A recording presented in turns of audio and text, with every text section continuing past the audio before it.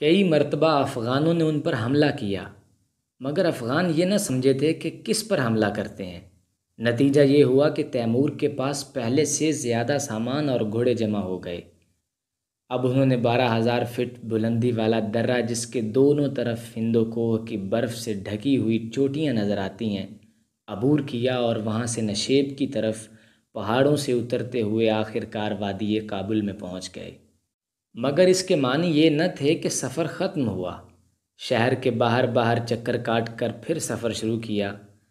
کابل کے قرب و جوار کے کریوں سے کچھ گھوڑے اور بھیڑیں خریدیں، پھر کابل سے قندھار والی سڑک پر آ گئے۔ یہ سڑک صاف تھی کیونکہ یہاں برف نہ تھی۔ آگے بڑھ کر وہ اقطاع جنوب کی پست وادیوں میں آئے اور دیکھا کہ امیر حسین اسی مقام پر ہے جہاں ملاقات کا طے ہوا تھا۔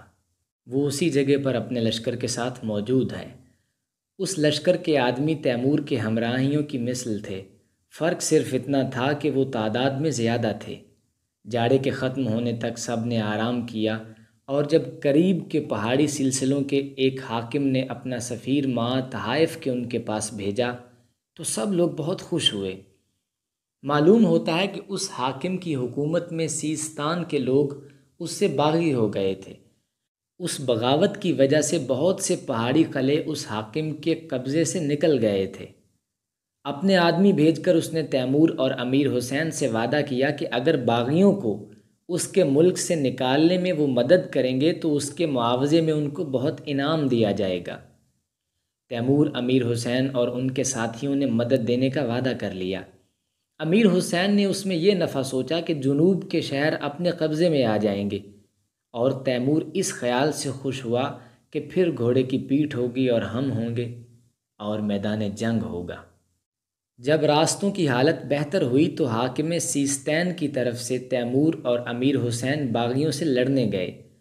اس وقت یہ دونوں ایسے سپاہیوں کی حیثیت رکھتے تھے جو قسمت آزمائی کے شوق میں ہمیشہ آوارہ گرد رہنے کے لیے پیدا ہوتے ہیں۔ تیمور کو اس آفاقیت میں ایک خاص لطف حاصل تھا۔ ان دونوں نے باغیوں سے بہت سے قلعے جن پر انہوں نے قبضہ کر رکھا تھا چھین لیے۔ کسی قلعے پر یک لخت حملہ کیا اور کسی کی دیواروں پر سیڑھیاں لگا کر اندر اتر گئے، غرض جس طرح بن پڑا انہیں فتح کیا۔ امیر حسین نے حماقت سے سیستانیوں کے گاؤں لوٹنے شروع کر دیے اور جو قلعے فتح کیے تھے ان میں اپنی فوجیں بٹھا دیں۔ تیمور نے امیر حسین کی ان حرکتوں کی پرواہ نہ کی، مگر سیستانی اس پر برہم ہو گئے۔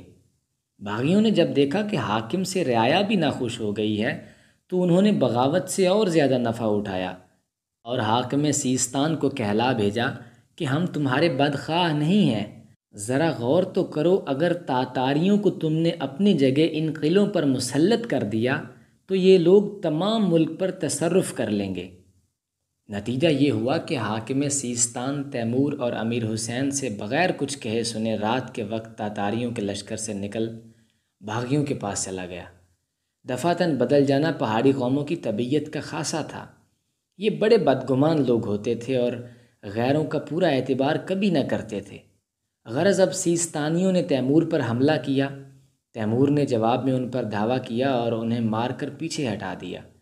اس لڑائی میں ایک موقع پر تیمور کے ساتھ صرف 12 آدمی رہ گئے تھے۔ سیستانیوں نے تیمور کو اپنے تیروں کا نشانہ بنا لیا۔